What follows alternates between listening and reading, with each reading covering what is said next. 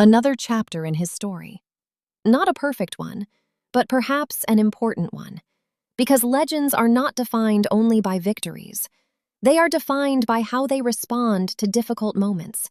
And Cristiano Ronaldo had faced many. Criticism, doubt, injury, expectations heavier than most athletes could carry. Yet he always returned to the pitch, always ready to fight again. The next morning, headlines around the world told the story. Ronaldo sent off, emotional night in Dublin, frustration boils over.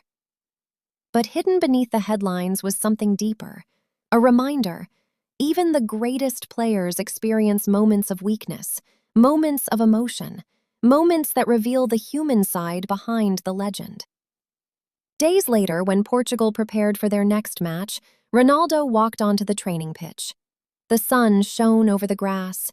Young players watched him closely, because even after everything he had achieved, he still trained with the same intensity, the same discipline, the same determination.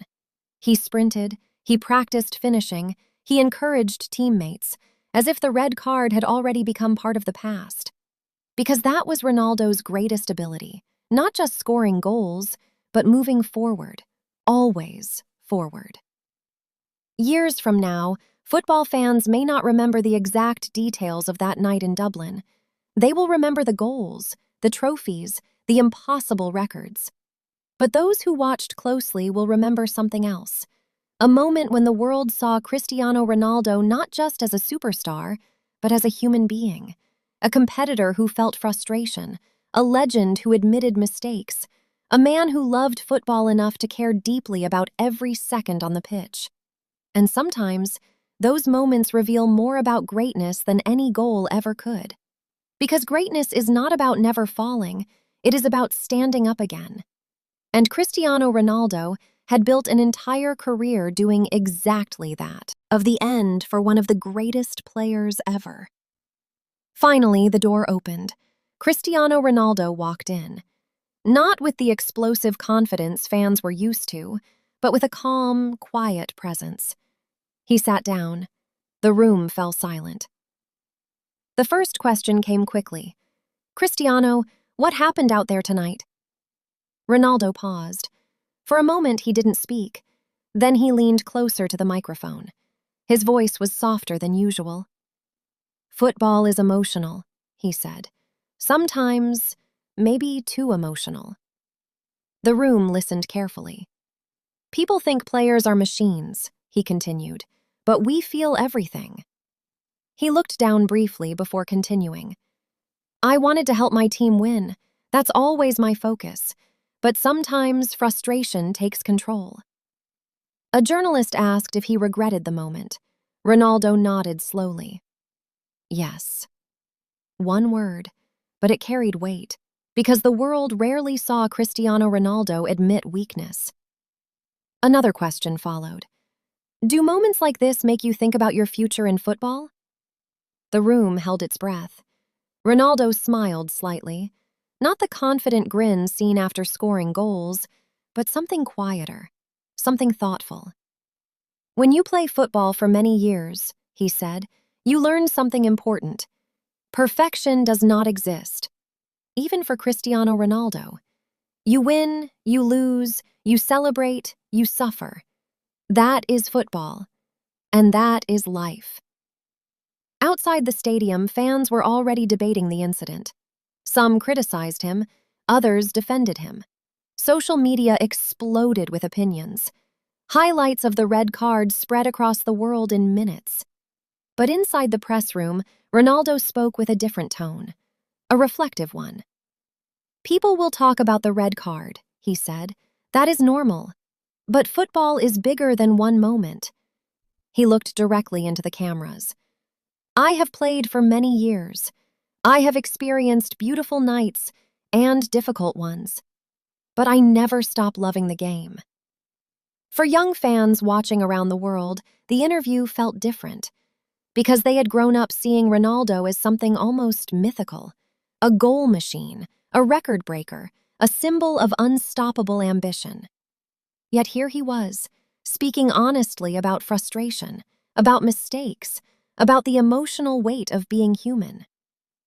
Back in the Portuguese dressing room, his teammates listened to the interview on a television screen. Some nodded quietly, because they understood something fans sometimes forget. Footballers are not just athletes. They are people carrying enormous pressure. Every match is watched by millions. Every mistake is magnified. Every emotion is judged.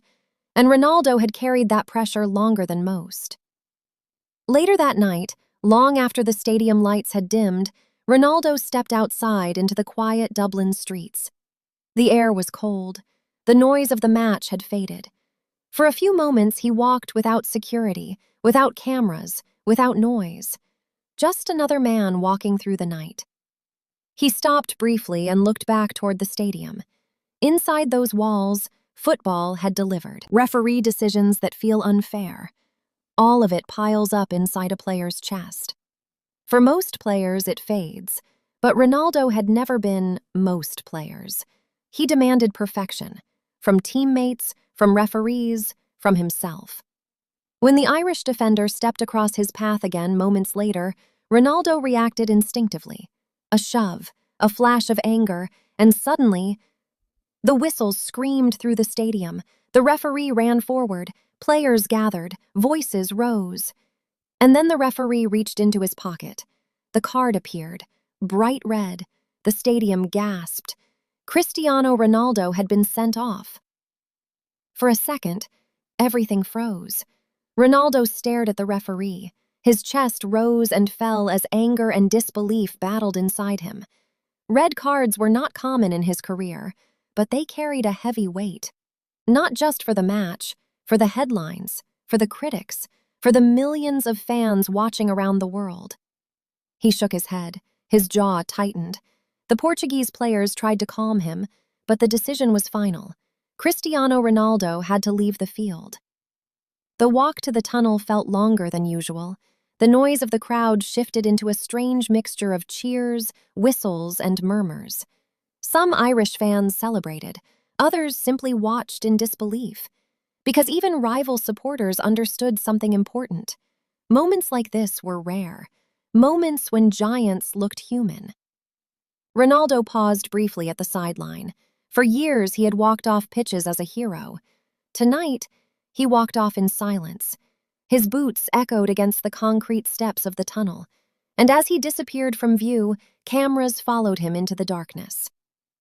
Inside the stadium, the match continued, but the story had already changed. Portugal now played with 10 men. Ireland sensed opportunity. The tempo increased.